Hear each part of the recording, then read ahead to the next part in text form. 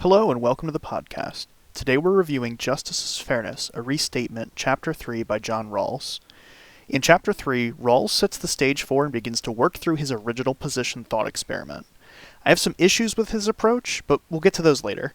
For now, let's talk about his approach and some of the concerns and mitigating factors he sees built in. Rawls begins by describing some of the confines of the thought experiment. He explains that the ideal would be a mathematical deductive proof for his theory of justice, but instead relies on a common sense understanding and communication of the idea for an important reason. Specifically, he writes, quote, "If we are to speak of public reason, the knowledge and ways of reasoning, the plain truths now common and available to citizens generally, the principles of justice must be accessible to citizens' common reason." Unquote. In other words, if the political system can't be plainly described to a layman, that layman can't and won't see it as just, which will in turn into injustice. More on that later.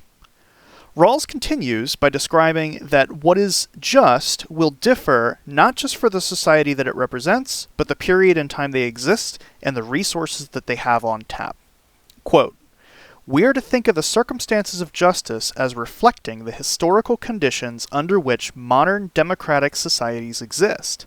These include what we may call the objective circumstances of moderate scarcity and the necessity of social cooperation for all to have a decent standard of life."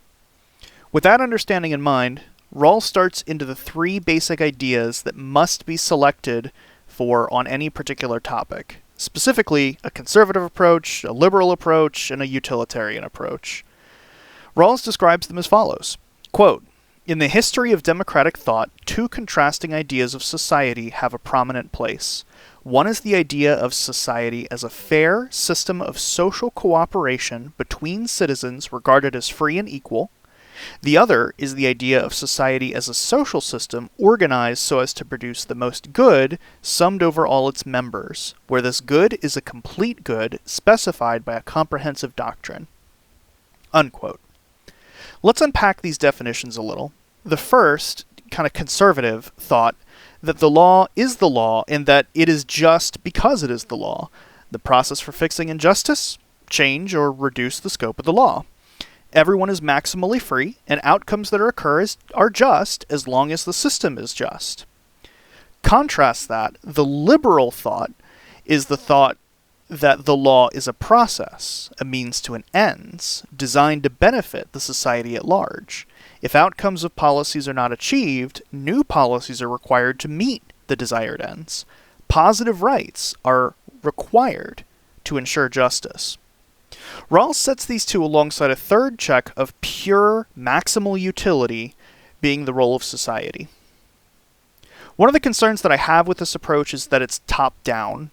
As Rawls said, quote, "To argue from a given list cannot, of course, establish what is the most appropriate conception of justice among all possible alternatives." Unquote. However, as evidenced in the dialogue we had previously, a bottom-up approach may also yield results, perhaps even ideal results, given enough time. Multiple voices and options can be heard and settled in some solution. However, because Rawls uses a top-down approach here, with three possible ideologies, maybe we'll try that ourselves in a future episode. Rawls then takes the principle that, to be just, the particular system, when applied to any situation, must minimize for social harm, or as he writes it, quote, "To follow this rule in selecting principles of justice for the basic structure, we focus on the worst social positions that would be allowed when that structure is effectively regulated by those principles under various circumstances." Unquote.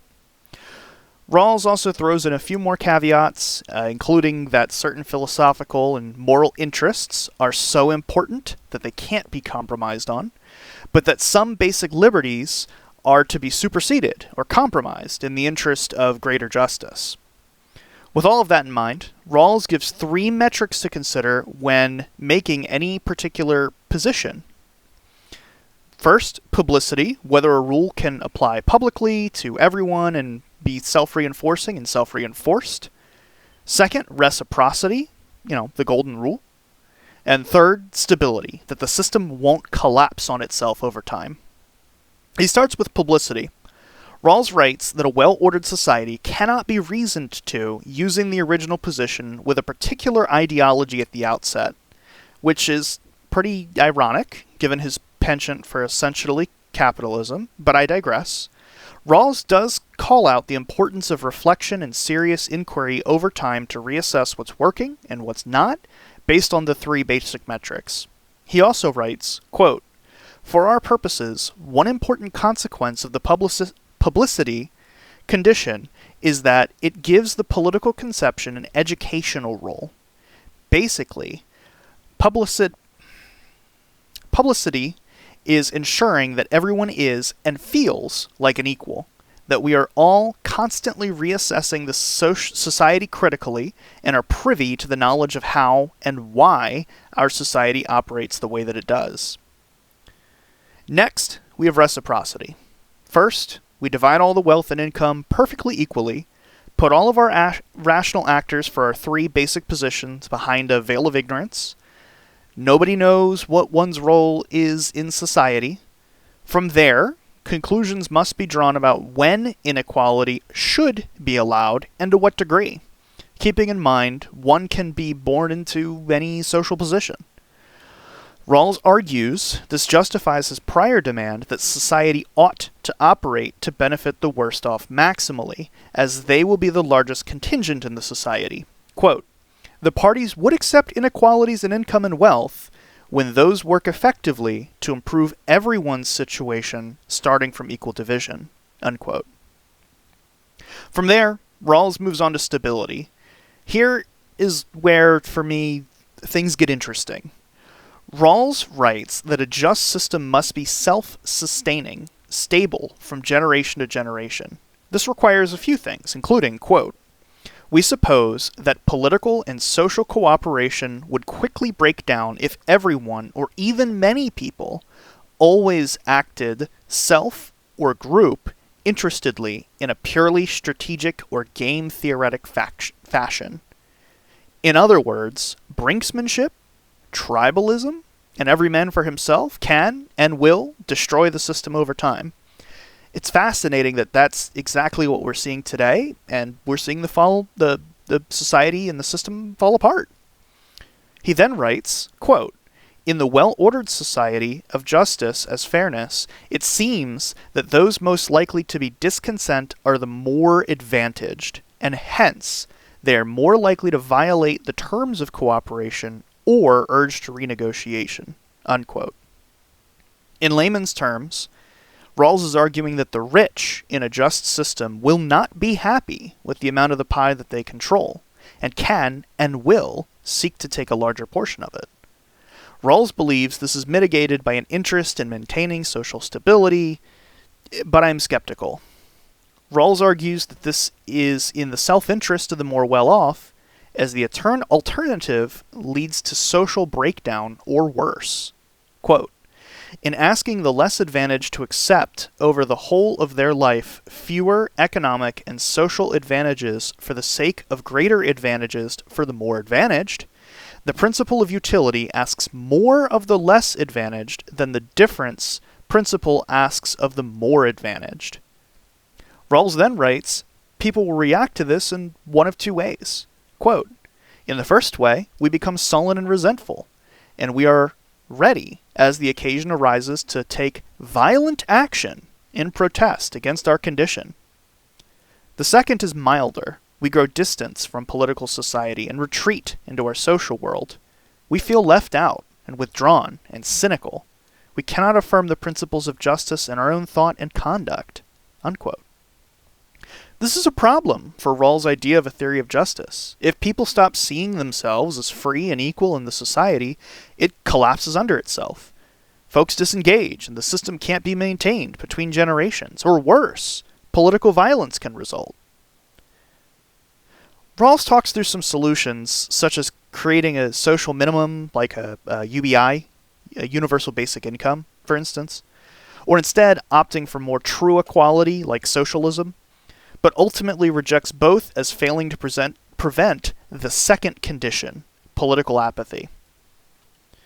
Rawls then goes on to further explain the problems of wealth pooling into smaller and fewer hands. Specifically, that wealth represents political power and ultimately social domination, which allows for a cycle of wealth, political power, and social domination that is self-reinforcing. One quote that I want to pull out because I liked thinking about it, hope that you do too, quote, "High status assumes other positions beneath it. So if we seek a higher status for ourselves, we in effect support a scheme that entails others having a lower status.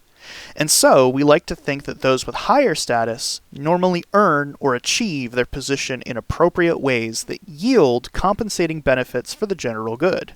Unquote. This isn't true, mind you, or at least Rawls doesn't think it's true. We tell ourselves that it's true because we like having an elevated status and would rather retain that, regardless of the ugly side of it or the detriment to the general good.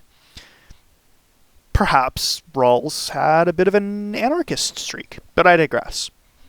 From there, Rawls concludes his original position thought experiment, with comments that more complex versions are still to come in the remaining chapters. To sum up, a theory of justice requires free and equal people and participation, that necessarily requires public rules that are self-reinforced and ideally self-reinforcing, that we can all agree to, such that they'll self-perpetuate. It requires that the society and the system be reciprocal, and that people recognize the benefit in society to themselves, even if it seems to cost them, and that the system is stable, not just passively, but actively stable, preventing disengagement from and inequalities in the system holistically. I would like to have you ask yourself, do you think this applies to our political system, or any political system that you are familiar with? I think that Rawls is really arguing for something utopian, unique here, something that really hasn't been seen anywhere before. Next week, we'll continue into Chapter 4. I hope this chapter was enjoyable for you as it was for me. I look forward to reading the next one. Once again, thank you for listening, and I hope that you'll tune in next week.